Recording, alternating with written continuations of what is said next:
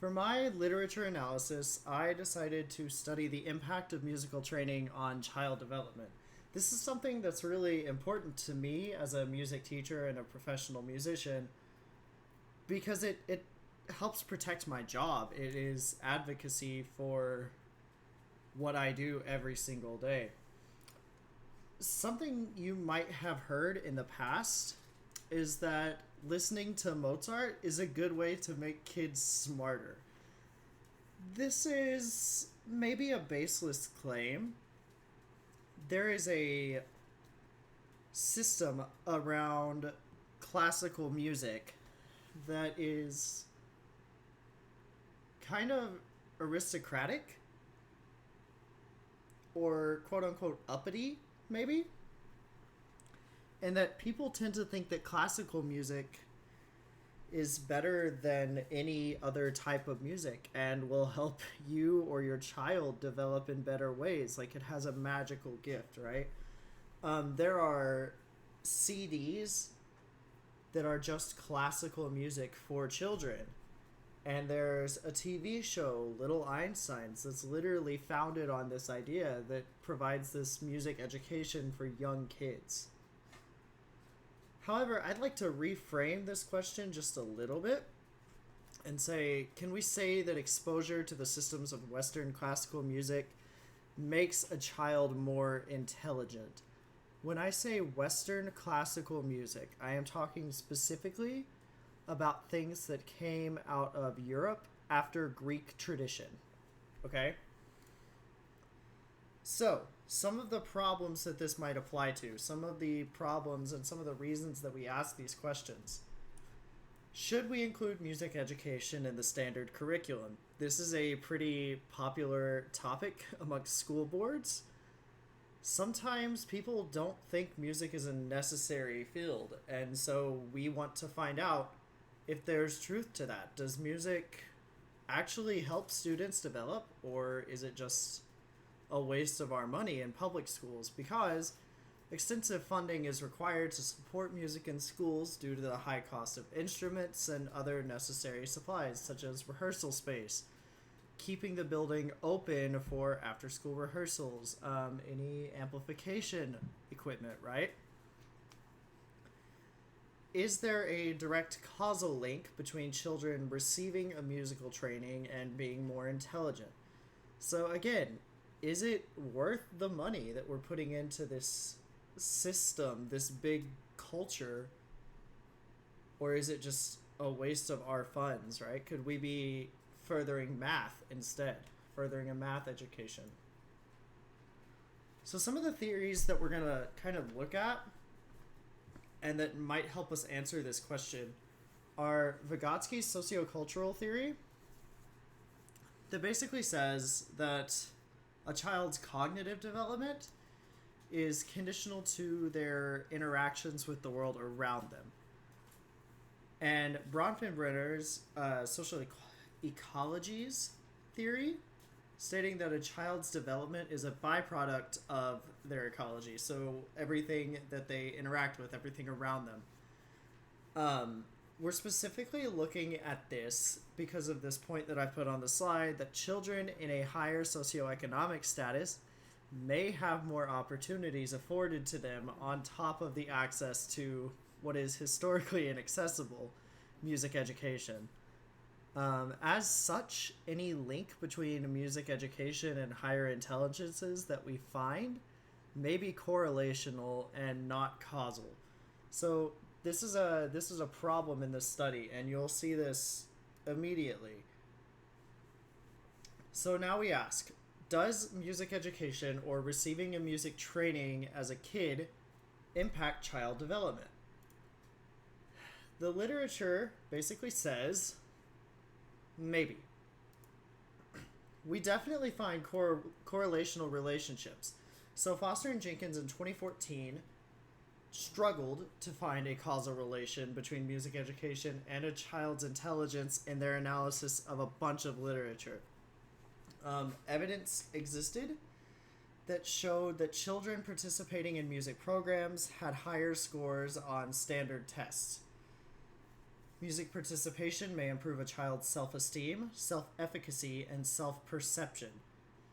So we found that there is a positive correlation between music training and all of these things that we believe are positive traits, right? But nothing specifically on intelligence. So Foster and Jenkins concluded that music training may not make a child inherently more intelligent, but it could lead to increased grit that may encourage positive, self-motivated development in the future. Other researchers found a correlational relationship between musical training and working memory. So they looked specifically at cognitive and neurological development. Children that play instruments showed a positive association with working memory capacity, processing speed, and reasoning over time. There was also a proportional increase, so more frequent practice led to more significant increases in visual spatial, and verbal working ability. Again, the cognitive neural development side of things, right? This study controlled for parental education level and other after-school activities, but there still wasn't enough evidence to claim a direct causal link because things like socioeconomic status were not available. So there was little help there. However, in 2017, Hollickfoss and his other researchers claimed to find a causal link. So they found this relationship between music education and increased academic achievement. Students enrolled in a very specific program called the El Sistema program were found to have better scores in tests of executive function and short-term memory than peers not enrolled in these music education programs. The researchers again concluded that music education may improve an individual's achievement, motivation, or self-esteem. It was also proposed that the intense training of memory, control, and attention offered through music education might shape both behavioral and neurological systems. So someone who has undergone a rigorous music education in early childhood might use their prefrontal cortex differently than someone with limited or no musical training. To account and control for potential confounds, students were randomly assigned to a control group or an experimental program group. The research specifically looked at students in an area of significant socioeconomic risk so as to ensure that the studied sample was roughly similar regarding available extracurricular opportunities. So just what that means is that one student didn't have more opportunities to learn outside of the program than another, right? That's an important thing that we need to look at before we can establish a causal link. So you'll see that in the chart on the right, test scores in this top chart went up over time being enrolled in the program. In the bottom chart, reaction time went down on average being in the program. Here we see an increase between 2 years and 3 years. You can see that that may not be significant because of the error that is attributed to the 2 years and the 3 years section.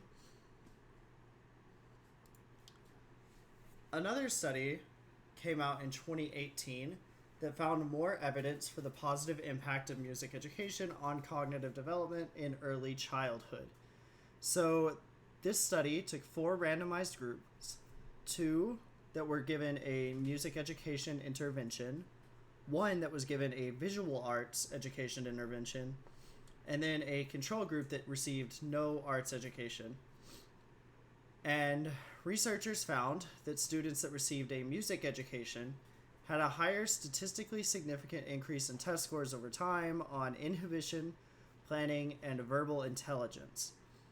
However, children that received a visual arts education consistently performed the highest on tests of visual spatial memory.